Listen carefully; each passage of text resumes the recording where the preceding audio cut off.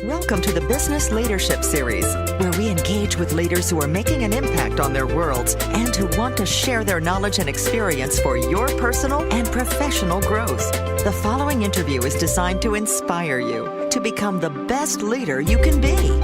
Your host, Derek Champagne, is the founder and CEO of The Artist Evolution, a full-service agency building successful brands, marketing tools, and campaigns, and also the author of the best-selling book, Don't Buy a Duck. And now, let's begin today's Leadership Series interview.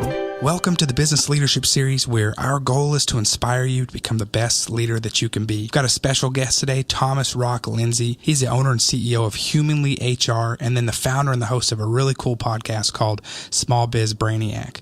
Thomas, welcome to the program today. Hey, Derek. Thanks for having me. I appreciate it. You've got an impressive 20 years of insurance and professional employer organization industry experience with C-level management, and then focusing on all aspects of workers' compensation, risk management, loss control, employee benefits, HR, and payroll. But I think it's something that a lot of us could use some insight on. Well, it's not terribly glamorous, but it's a big part of business. So it is, and it's a part that many of us overlook, several of those, until they come up and bite us. And so I'm glad that we have you today. I'm a small business owner as well, and I think every single thing I just mentioned is something that pops up for us at a time or another. So tell me a little bit about, you've got this 20 years of experience. Tell me, I'd love a little bit of backstory about, with your experience, what led you to start the company that you have today. Yeah, well, it's about 24 years actually now. Wow. So I got started in the business kind of fresh off the turnip truck. My uncle started a company, a PEO, a professional employer organization, and he brought me in to work for him as a work comp claims adjuster.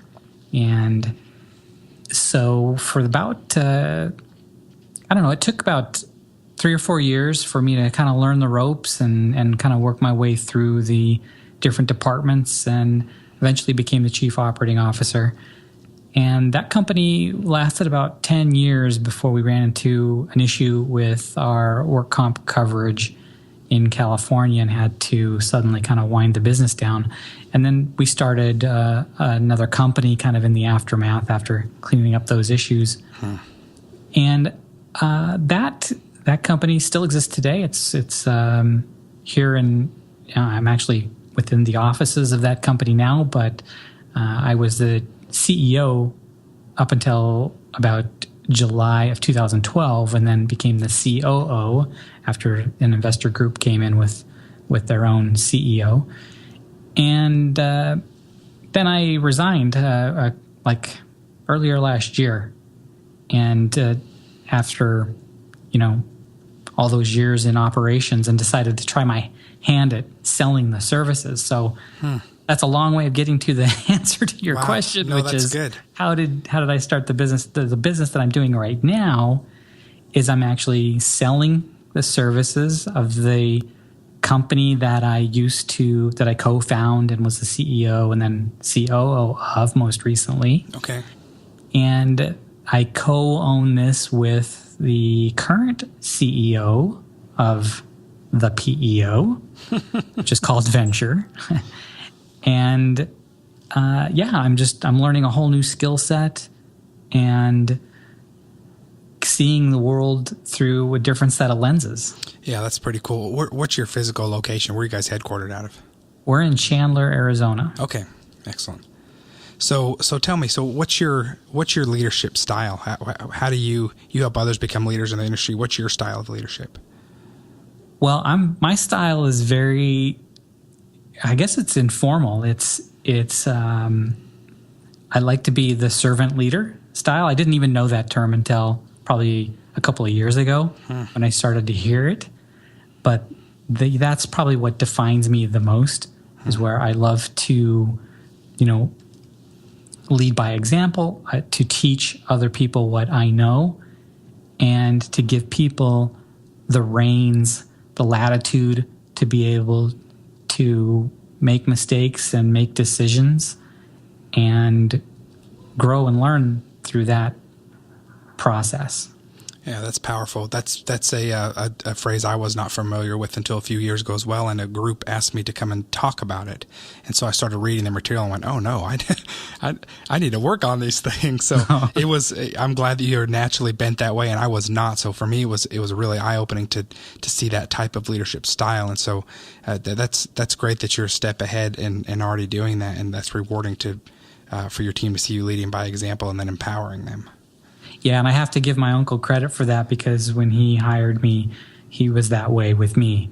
You know, he was just constantly teaching me and giving me the authority to make decisions. And when mistakes were made, it wasn't a big deal, right? It wasn't it wasn't a disciplinary action. It was, hey, let's learn from this and move on and be better.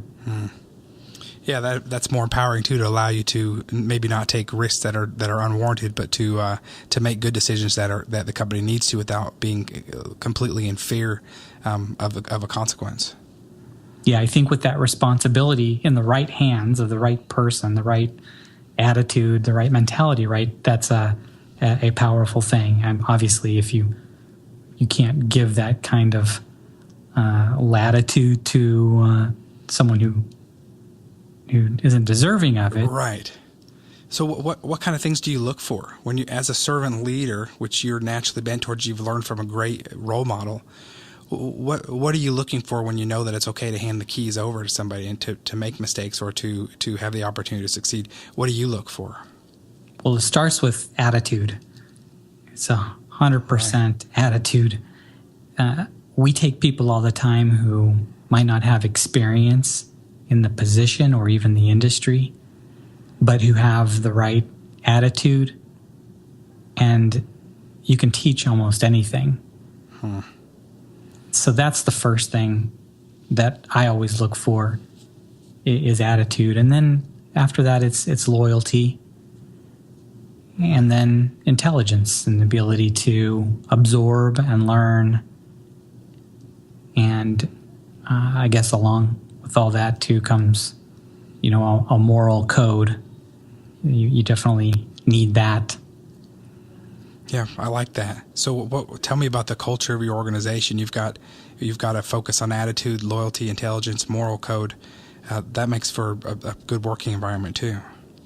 It makes for an excellent working environment. And today we have basically, I would say 90% of the management team, we've all worked together over the course of the last 20 years. Wow. In both, this organization and the predecessor. And so it's a very tight group. And we have several people who worked for the company at one point, even the predecessor, and then left either because we laid them off or they moved on to something else, but now they're back. That's great. I know we weren't here to specifically talk about that today, but I love when I get to hear real examples of somebody that's building their culture that authentically. And so thanks for sharing that. That's impressive. 90% of management together for 20 years. That's almost unheard of now. It is. And to us, it's sort of just the way it's been. But as we have hundreds and hundreds of clients, and of course we get to know those people and their organizations. And funny enough, that's a lot of the really successful ones share that in common with us, where it's a close-knit group that has been together for years and years, and maybe not in that current company, but they've worked together in the past. So you find that your clients have been like-minded or similar as well? Many of them. That's awesome. So I was going to ask you how that spills over to your client relationships to have that kind of loyalty and attitude for 20 years. You can't fake that. Are there any other examples that you could share of clients noticing your culture or noticing your customer service? That's really impressive. We get compliments all the time from our clients who they get treated basically the way we want to be treated. And that's one of the messages that we communicate. And when we're talking to our employees and training them, and we talk about, what should you do in this situation? We have our policies and our procedures. Those are important. But you also need to consider the other side, which is the human element. And the best thing you can do is ask yourself, what would I want if I were them? How would I want to be treated? And you together, you can make the right decision virtually every time. Man, thanks for sharing that.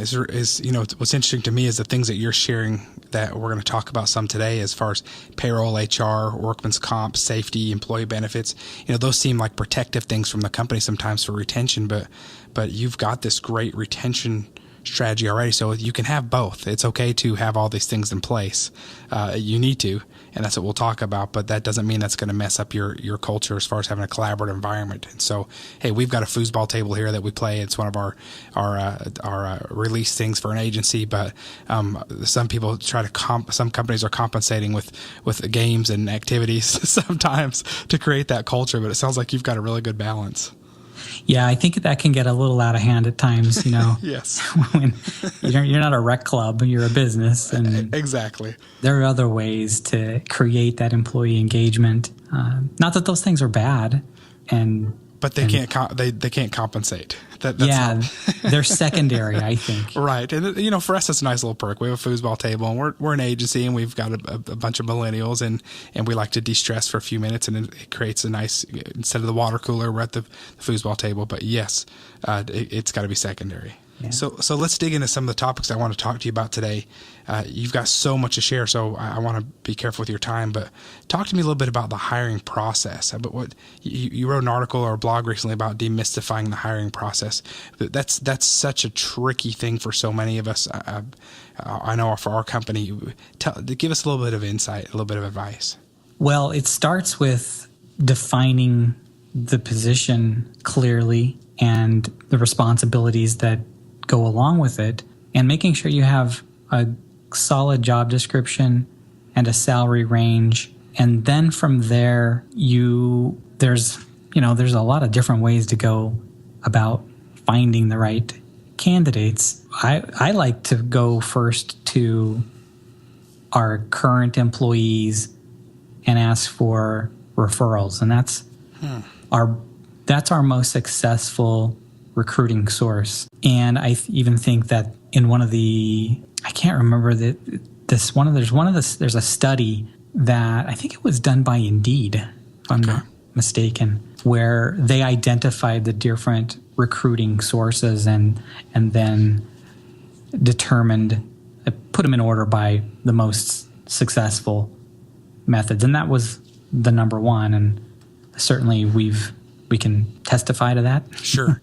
Well, that's interesting too. Some of the things you said that are obvious, but defining the position clearly, good solid job description, but that does make a difference. And we've learned that the hard way for ourselves even is you're going to bring in, the people need to clearly understand what the expectation is going to be. And then I love your idea of the asking for the referrals, because especially with your organization, especially your type, because you've got people that have been there for so many years, so you know that they're loyal and that they enjoy being there. So those that they refer in are going to know that about them as well. Yeah.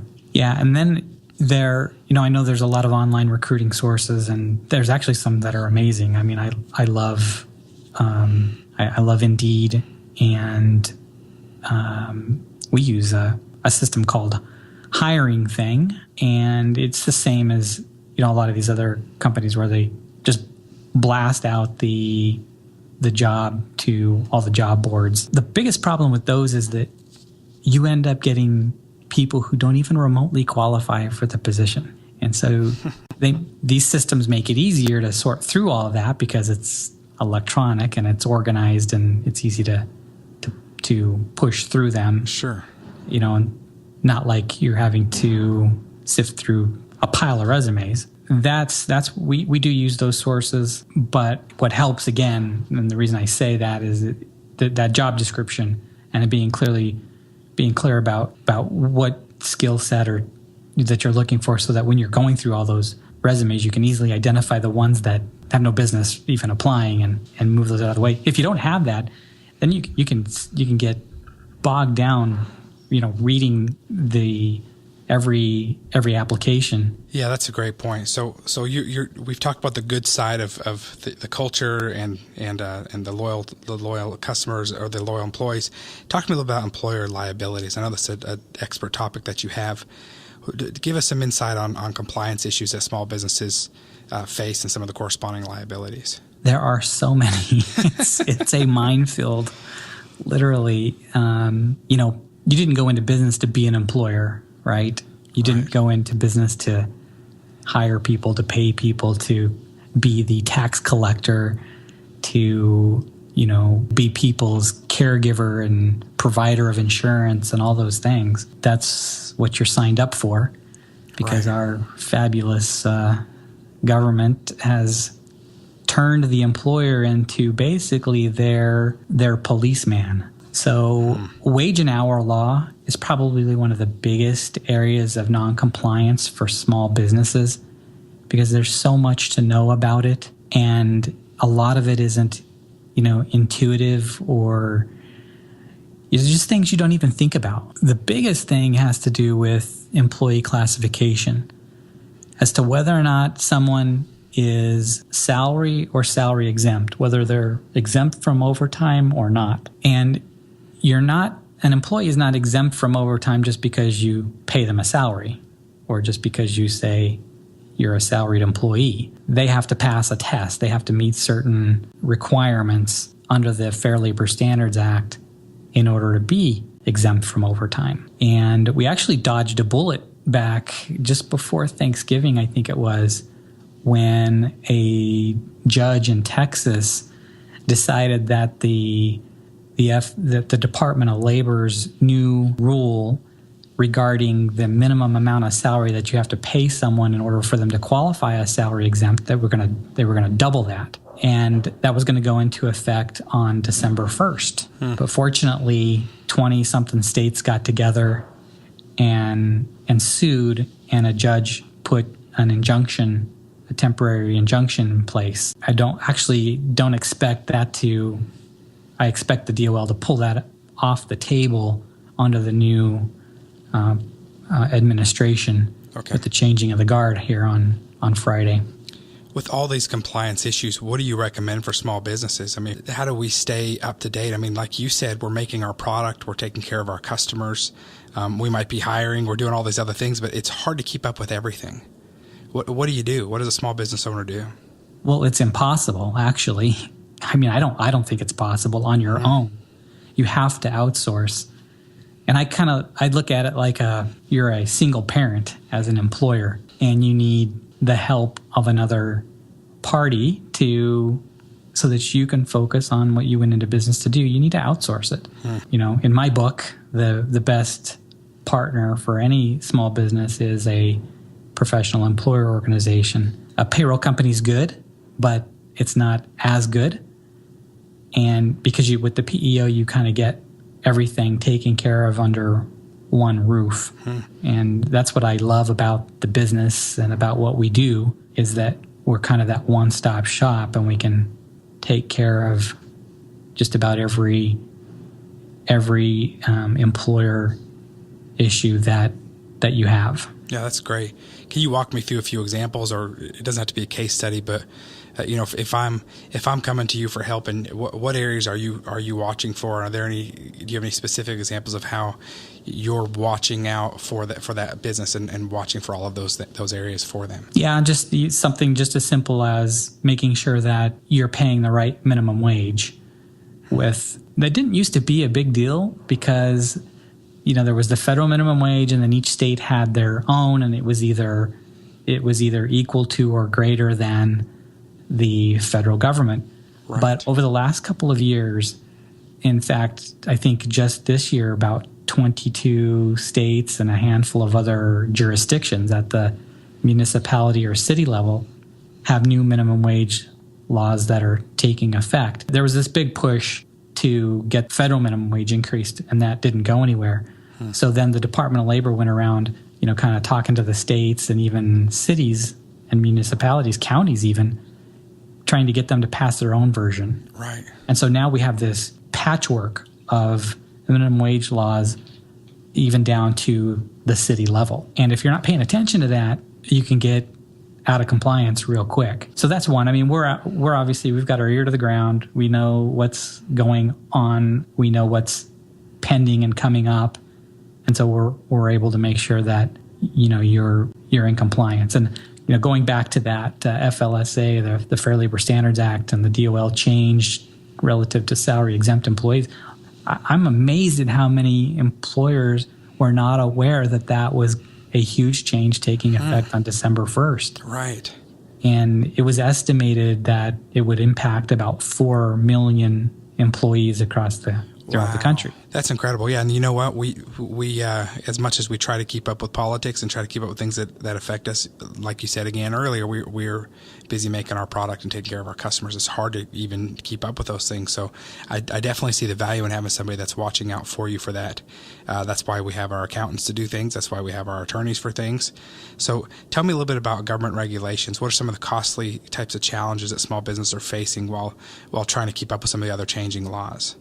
You talk about quickly drowning in a sea of regulation, and where can these small businesses find help? Well, you go to the PEO, and that's where you find help, in my opinion. But yeah, it's like I said, it's just a impossibility to be in compliance 100%. The problem is that things change so quickly, and it's not just the passage of laws, right? It's not like there's a new law that's being passed. It's that these regulatory authorities are creating new rules and new regulations and even interpreting existing rules in a different way that create change and then new liability for you. And you just don't know what you don't know.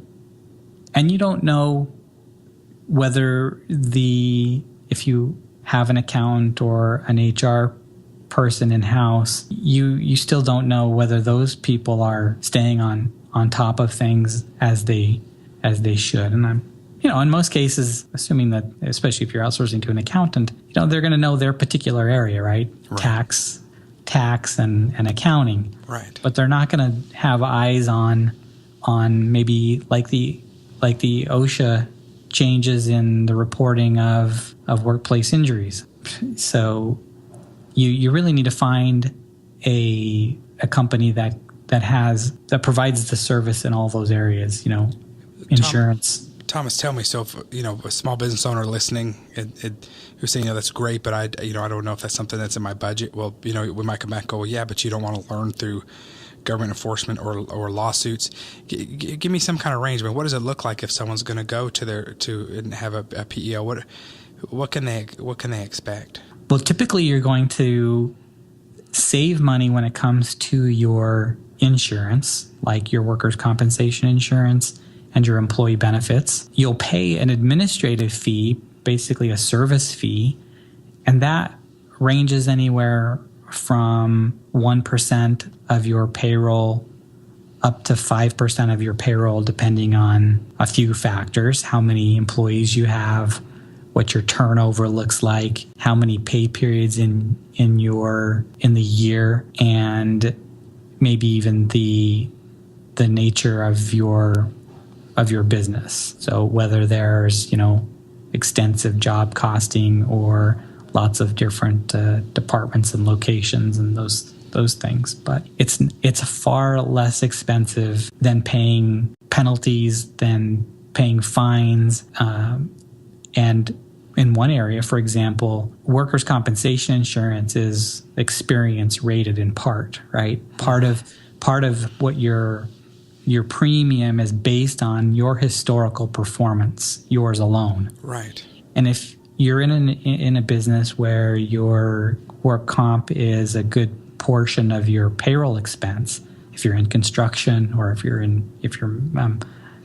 welders or mechanics or trucking, transportation, there's even the hospitality industry. If you're not paying attention to your workplace safety, then you could have a year or two where you've got higher than expected losses. Your individual experience modifier is going to rise, causing your future premiums to increase above the cost of your competitors. And now you're going to have to make up for that in other ways. And it's going to take you time to reverse that trend. Right. Because the way it works is your experience modifier is based on the last 3 years of your loss history, not including the most recent year. You've got to have that in mind at all times. I mean, this makes. Obviously, it makes sense, and it seems like a good solution. Are you finding? Are you alarmed? Are you surprised at the number of small businesses that have not leaned in to this support yet? What are you finding as a trend, either with businesses once they realize this, or businesses that just simply don't know what their options are still? That's a good question. There are. I am surprised, actually. Right. Having been in the business for as long as I've been in it, how many small businesses are unaware of the service that's available through a PEO, and how many of them, people. I think it's in people's nature mostly to just kind of learn the hard way, right? Right. And again, there's so much to know, and there's things you wouldn't even think that you need to know, because who could imagine that business in America is so complicated, and so you're just not. It's just not in the forefront of your mind, and then you don't realize it until there's an issue, right? You don't realize until it's time. Maybe somebody files a wage and hour claim or a discrimination claim, or your insurance agent says, hey, your premium's going to go up 30% this year because you've had poor losses in years past. And you're like, what? And I guess part of that too is just there's new blood all the time. It's not like everybody's been in business for 20 years, right? You've got people that are just coming online now that have been in business 3 years or 4 years and haven't learned those lessons yet. Well, there's so much to know and learn. I mean, we're in the marketing sector. I mean, when you start putting all these things together, and then the marketing, and then the sales side, and then the making the product, and the quality control, and the customer relationships, there's a lot to know, more than just making your product. So that's why we do shows like this, is to just put a spotlight on the resources. Give me a profile of somebody. So, like you said, there's new companies all the time. But when I'm looking at my own company, when those listeners are looking at their companies, when should they start looking for a resource like this? I mean, a lot are going to say, well, we're too small, or we'll do that someday. But what's a profile of somebody that should start considering? You should start considering it pretty much from day one. You want to outsource right away. At least you need a payroll service provider to help you with the payroll aspect of it. And that's very affordable, very economical. That's a good start. That's great. So tell me, you wrote something recently about the 10 small business pitfalls to avoid. Can we go over a few of those? Oh, sure. Excellent. I remember you started with the one was screwing up on payroll taxes. Yes. That happens. You'd be surprised at how often that happens. And again, it's because it's so complicated. You first have to determine what kind of depositor you are when it comes to paying your payroll taxes. Whether you're a monthly depositor or a semi-weekly depositor. You could be quarterly, and you could also be annual, but that doesn't happen very, very often. It's not terribly intuitive, and the instructions that the IRS provides, they're pretty clear, but you might go into, let's say you're just starting up, you've got a couple of employees, you qualify as a monthly depositor, you read up on the rules, right? You see, okay, yeah, I am a monthly depositor, but what a couple of months goes by, 4, 5, 6 months goes by, you hire 3 more employees. Now all of a sudden you're a semi-weekly depositor, but you didn't realize it. Mm-hmm. You didn't bother to go back and look and see. Now you're paying your federal 941 taxes, your payroll taxes late. You can be penalized up to 15% of the tax plus interest. Plus, if you didn't file your form on time, there's separate penalties for that. Right. And if you didn't file it electronically, there's a penalty for that. It's a snowball. And I've heard hundreds of stories from small businesses who have gone through exactly that, where the person that the business owner hired to take care of those things was competent at a certain level, but as the company grew, it surpassed their level of competence, but nobody said anything. Yeah, I've personally been through that several years ago with another company, so I can relate to that one specifically. Yeah. And we had somebody handling it for us. So when we started getting the letters, we said, this can't be possible. But it was. Yep. So the next one, misclassifying workers as independent contractors. That happens a lot. Yes, it does. And people think that, well, I'll just, pay you and you take care of your taxes yourself. I'll call you an independent contractor, and because we both agree, that's okay. Nope. But it's not. It's not okay. And there's an IRS test. It's I think an 11-point test that looks at 3 different categories of the relationship to determine whether or not they're an employee or an independent contractor. It looks at the behavioral control that you have over them, the financial control that you have over them, and then the nature of the relationship. And so each of those 11 questions are designed to determine the answers based on those 3 categories. Yeah, it's a big deal. It's very important to classify it correctly. I've seen that about 7 out of 10, maybe closer to 9 out of 10 times. If you're really questioning it, they're probably a W-2 and probably not an independent contractor. Yeah, it's the vast majority of relationships are really employee-employer relationships. That the business owner tries to tell themselves as independent contract. Because and I understand why. I've been there as far as having that dilemma of what to do. But that's really important to make sure you're classifying correctly. I'm glad you identify that. What about not understanding the difference between profit and cash flow? Yeah. So cash flow, obvious cash flow is the money that's flowing in from the different sources. Profit is what you're left with after you pay your expenses. And I think a lot of times startups get confused about that, and they run the business based on the cash and how it's coming in and going out, as opposed to, what the true net revenue is, right? I have all these costs of goods sold expenses, all these that have to come out of that revenue before you can use the money to spend on your operating expenses. Way to get in trouble real quick. But it happens regularly. People don't make that distinction. I'm always surprised when I hear stories about people that, don't have, they might do their accounting, once a month, every other month, and it's really cash accounting and it's not accrual accounting, and you need to be on an accrual accounting system. Yeah, and you know what? I was smiling as you're sharing that because it seems obvious, but you've got it as one of your points because you see it so often. So that means it's a real issue, and especially when you start doing volume and people aren't factoring in paying the vendors and the cost of goods sold and the other things, that can be really dangerous to the survival of a company pretty quickly. So talk about not managing workers' compensation insurance benefits.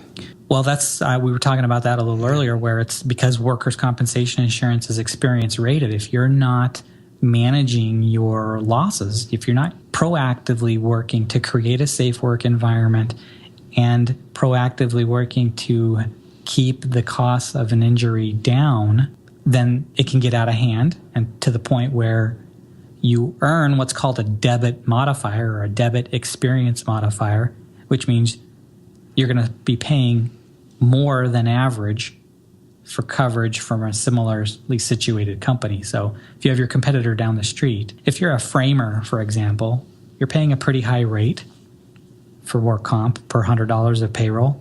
And if you have a debit mod and your competitor down the street has a credit mod where they're paying below average because they've managed their loss history, that's the difference between you winning a bid and not. You talk about paying competitive wages too. That's a common pitfall that you see. Yeah, skimping on the wages that you're going to pay means you're going to get what you pay for, right?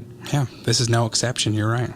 And you need to be the best. You need the best. You need to spend as much as you can afford and get the right quality people. It's that getting the right people on the bus concept. Good. Because then once you've got the right people on the bus, you can take the bus almost anywhere in any direction and accomplish anything. Yeah, that's good. And the last question I have for you on this: talk about the right kind of business insurance. How do you know what do you need to look for when you're getting your business insurance? Well, you need to look for an insurance agent who is not focused on selling the policies of the carrier who pays them the most commission. You need to find an insurance consultant who is going to put your interests above their own when it comes to the coverage that they're going to place for you. So, but what type of business insurance you need obviously depends on the type of business that you're in. Every business needs a general liability insurance policy, and every business should have, if there's any kind of transportation issue, a commercial general or a commercial auto policy. And then if you're in the type of business where you're hauling equipment back and forth, you need to augment the commercial auto with inland marine coverage. But there's all kinds of customized policies for the type of business that you're in. So I would look for an insurance agent who specializes in your industry, because they're going to know the types of risks that you're exposed to, and they're going to know where to find the right policy to cover that, so you're not left finding out later that you didn't have, maybe there was an exclusion in the policy that you where there shouldn't have been because you needed that particular type of protection. Man, Thomas, thanks for this information. I want our listeners to know about your podcast and your website, smallbizbrainiac.com. You're the founder and host of this Small Biz Brainiac podcast, which provides employer intelligence to small business owners. So, we've just scratched the surface of information today, obviously. So those that want to learn more, give us a little bit more information about your podcast. I'd love to plug that before we go today. Well, the podcast has been around. I think I actually launched mine the same time you launched yours. Okay, so, excellent. February 4th last year. That sounds about right. I was doing 2 episodes a week, just short 7 to 10-minute episodes. And I decided at the end of December that I was going to change it up and go to one show a week to a longer episode with a co-host and an expert panel. And so now I have the very first episode like that was released last week. Awesome. And we're going to do every Monday now going forward, and they'll be a little longer and maybe hopefully a little more entertaining than me just sitting there and lecturing on a particular topic for then that's the reason why they were short, is because I didn't want to bore people to death. I wanted to give them, good information in a short period of time, no fluff, no frills. Right. And, if you listen to those 94, 93 episodes, and you'll learn a lot. I guess it doesn't matter who you are. You'll learn a lot of things, hopefully, listening to those shows. That's great. Tell us about the website too. smallbizbrainiac.com. And I actually have a section there. If you scroll down the homepage, it says "Got Questions," and I'll answer anybody's employer-related question. I love doing that. I love responding and helping people. There's no obligation. You don't, I'm not you're not going to hear from me. I'm not going to sell you anything. I'm just here to help. That's great. I want to help. Well, we appreciate that. And you've got this free report. Can you tell us about this free report that you have on your site as well? Yeah, the 8 steps to lowering your employer liability. Yeah. And essentially what that is if you go and you apply for employment practices liability insurance, and you go through that application, and if you can answer yes to all the questions, you're a good risk, right? Mm-hmm.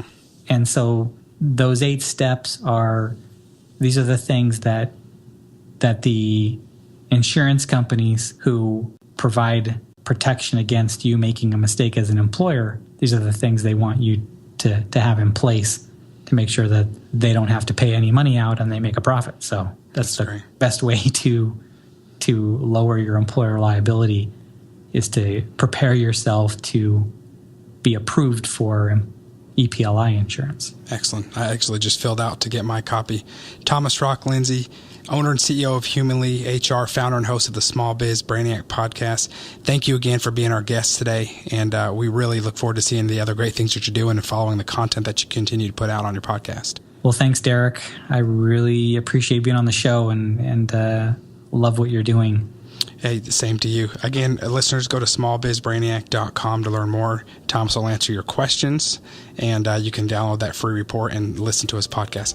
Thomas, best of luck to you in 2017. Healthy and prosperous year, and we'll talk to you soon, buddy. You too, Derek. Thanks. Thank you. You've been listening to the Business Leadership Series, where we engage with leaders who are making an impact on their worlds and who want to share their knowledge and experience for your personal and professional growth. This interview was designed to inspire you to become the best leader you can be.